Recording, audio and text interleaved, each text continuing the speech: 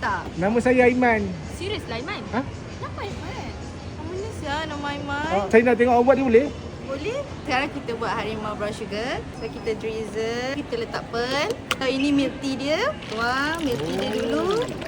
So ni dia punya milk tea lah. Ya, betul. Kita buat harimau brown sugar matcha with pearl. 2 scoop pearl. Betul ke nama Abang Aiman? Betul tak nama Aiman tu red flag tau? UHT milk matcha. Matcha. Ya, betul. Kita buat pink matcha. Susu. Kenapa nama saya red flag Lelaki nama Aiman ni banyak yang curang. Tapi saya setia. Kita letak matcha. Matcha.